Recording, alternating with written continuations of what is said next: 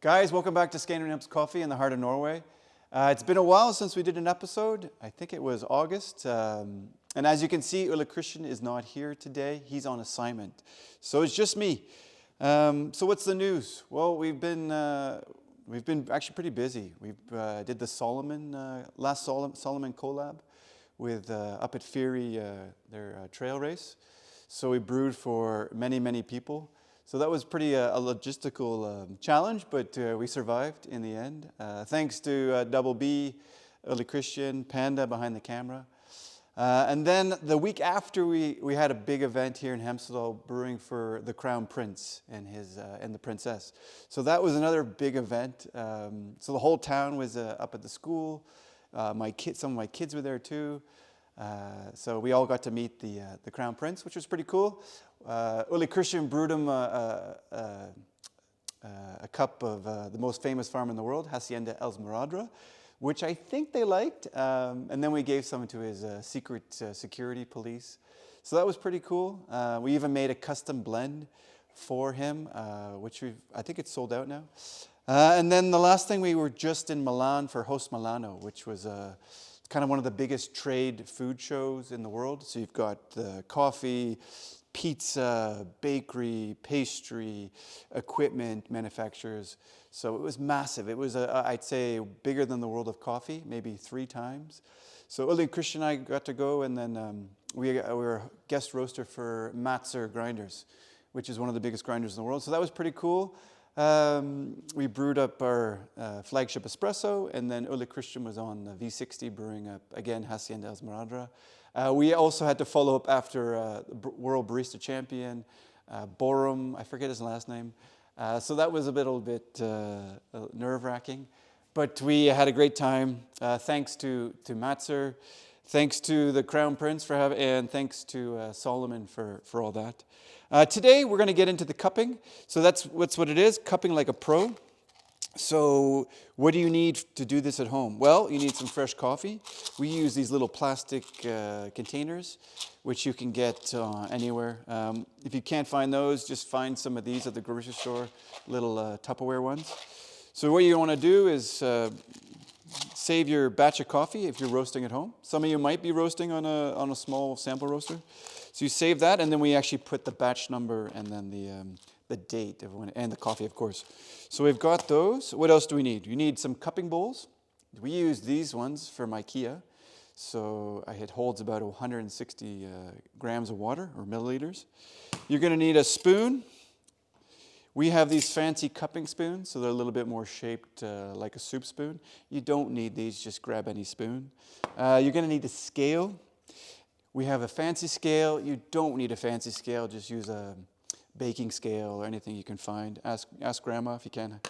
An additional bowl, that's for hot water to dip your spoon. And then maybe we use just some toilet paper. That's for dipping getting the last part of the coffee off the spoon, going into the next. And then what else do you need? Maybe some notes. So get yourself a little notebook, and then you can start writing notes, the dates, and then have just a little track record of what you cupped, because you might get the same coffee again, and then you can look back at your notes. It's quite helpful.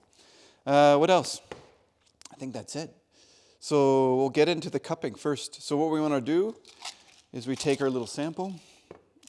We're going to put our little bowl on the scale. So this coffee here is a Brazilian coffee, Fazenda IP, which we've roasted, I think 7 years we bought this coffee for.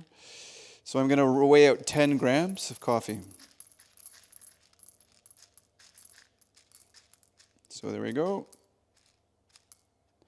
Now, also another thing to do is, or it's helpful to have a few coffees. So here we have the Brazilian coffee. Again, I'm going to keep that logged in front so I know which coffee is which. Then we have a Kenyan coffee, which is our Christmas coffee coming up. Ugly Christmas sweater. It's a wash process, and it's from Karandundu is the farm. It's an AB. AB is the screen size. So AA is the kind of the most desirable one, but the ABs can be just as good, if not better. cupped this in Geneva, this coffee with Cafe Imports, and loved it, so we bought it. And then the next coffee is a Guatemalan coffee. Rene Mendez is the farmer. It's Finca Yolomac, if I'm pronouncing it right. Pardon my Spanish. So we do 10 grams of coffee. Okay. And yes, of course, the one thing I did miss, you're going to need a grinder. So we're going to take our samples.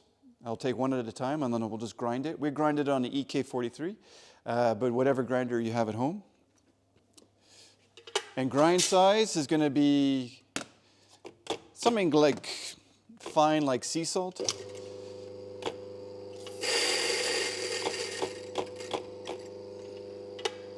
So there's one. Again, I'm going to put it back in the same place so I don't mix them up, which is very easy to do.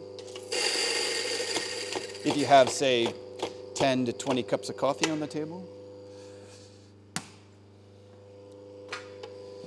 So we're grinding on this EK at 5.5. And there we go. So we've got everything set up now. I've got spoons. I've got hot water ready. I'm just going to preheat my hot water again. And then the first thing I want to do, I don't know if you've done a wine tasting, but the first thing I want to do is smell the coffees.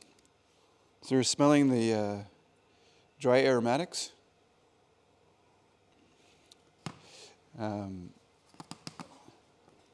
And one of the big questions probably is why do we do this? Well, we do this to when we're buying coffees. So when we have our importers send us coffees, we'll roast them, and then we'll cup them like this. And then it's the same with importers with exporters. They'll do the same. And then the same with farmers. So everyone's kind of on the same level playing field of how we grade or evaluate coffee. So that's pretty much why. And it's also fun too, right? So again, you could buy 3 coffees for Christmas. I encourage you to buy, 2 to 3 bags at the grocery store. Bring them home. Do this with your friends and family, maybe at Christmas, and I think you'll have a great time doing it. So the first thing we're going to do is smell them. Why do we smell them? Well, that kind of gives us a first chapter of what we're about to taste. Most of the tasting we do is through our olfactory, so it's up towards our navel cavity. So when I'm smelling them, I'm smelling, does it smell good? Does it smell pleasant? Does it not smell so good?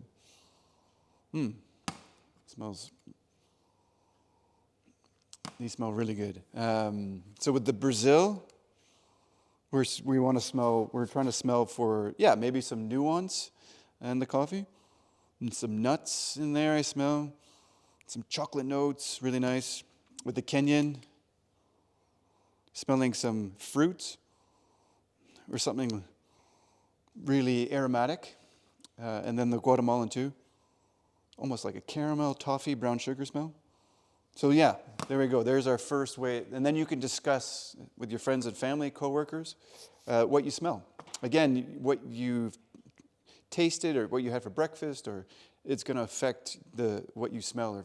So a good way to do to calibrate is to smell your shirt or whatever you're wearing that day. That helps to recalibrate, and then you can go in again. So that's the first thing we want to do when we're cupping coffee. We smell the aromatics, okay? Next thing we're going to do is we're going to pour water on them, and then we're going to smell the wet aromatics, okay? So I've got my water here. Yes, we have a Timor kettle. This is kind of fancy. You don't need this. You can use any kettle. Again, I'm going to put it back on the scale. So we've got 10 grams of coffee, and we're going to pour 160 grams of water, and we're going to start a timer. So it's a 1:16 ratio. And we're going to try and get all the water saturated with the coffee so there's no dry spots. There we go. Again, I'm using my scale. Don't worry if you go over to like 161. It's not, we're not looking for perfection. We're just looking for something. If you can get to right on the money, even better. But you don't need to go exactly. It just helps to have the scale so I don't over pour it way too much. There we go. And then this scale has a little timer. You don't need a fancy scale with a timer. You can just have a little stopwatch or your iPhone. to set a timer for 4 minutes, because we're going to brew them or steep them for 4 minutes. And then we're going to do something very fancy, which you can do at home. And then the additional water, I'll just put in this little bowl here. You can put your spoons in there. So let's say you're cupping with a whole bunch of people. This little hot water's here to kill the bugs if someone has a cold or whatnot. Okay? And then next thing we're going to do is we're going to smell the wet aromatics. So the best way to do it is, I usually do it by hands behind the back, so I don't touch anything. Get the nose over, and then smelling those beautiful complex aromas coming off the coffee. I think that's something that at home we miss if you have one of these semi-automatic or push machines like Nespresso. You kind of miss the most amazing flavors coming off the coffee. So yeah, smell your coffee.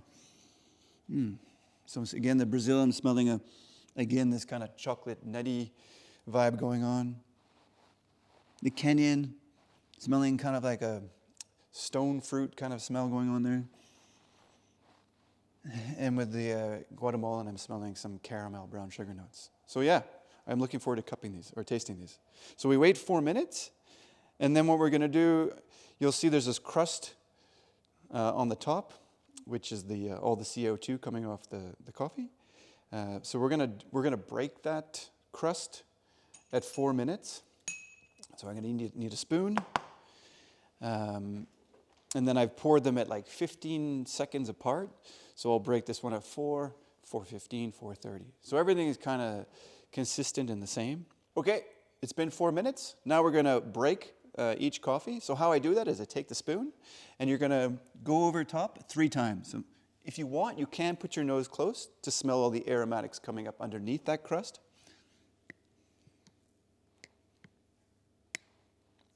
Okay, so I go 3 times. How we do it here, you can go 4 if you want. 3 works well. And then you can see that crust is broken. And then I proceed to the next cup. Again, I'm gonna break it 3 times. So 1, I'm going quite deep, right down to the bottom. I wet the spoon so I don't affect the next cup with the past coffee. Okay. Again, 3 passes through it. Okay. There. So now we've stopped most of the extraction. Okay. Now you're going to need 2 spoons at home. Okay. You're going to pre-wet those or clean them off. And then you'll notice on top of the coffees, there's all the extra foam, I guess we'll call it, or it's all the CO2, or you might call it crema at home. So I'm going to skim that off because that's quite bitter, and we don't want to taste that. Kind of like if you're making soup at home, and you kind of get that foamy layer on top, best to take it off, okay? So I use 2 spoons. I just go to this. This is a little tricky. If you've done it a few times, like I have, then you will be a pro. First time you won't be. You want to just start at the front of the cup, and then you take 2 spoons at the same, and then you move them all the way around, and then scoop up. So it's a little bit of it's quite tricky, depending on the spoon size you have at home. But just get off all the foam, okay? So super simple. And then we wait to let them cool, around 9, 10, 11 minutes, and then we can start tasting. Okay, guys, so it's been 9 minutes plus. The reason why we wait is the coffee's quite hot, so if you taste it, it's not going to taste like much. So we need to let it cool a bit. And then we're tasting, for 15, 20 minutes as the coffee changes temperature. So a good cup of coffee should taste good to all the way to cold, okay? So what are we looking for when we taste the coffee? Okay, first thing, sweetness, okay? This is one thing I really love in coffee, is this kind of a brown sugar sweetness or maple syrup sweetness. Next thing we're looking for is nuance. So maybe some characteristics or terroir of where the coffee's from or the varietal. So you might get some fruits or chocolates or nuts or spices. So we're looking for that, possibly. Next thing is the body of the coffee. So the body can be a little tricky for people. That's the weight or the tactile feeling of how it feels on your tongue. So is it heavy? Is it light? Is it delicate? Is it buttery? Is it juicy? So those are things we look for. And the next thing is balance. Okay, so is it kind of a harmony of flavors all together?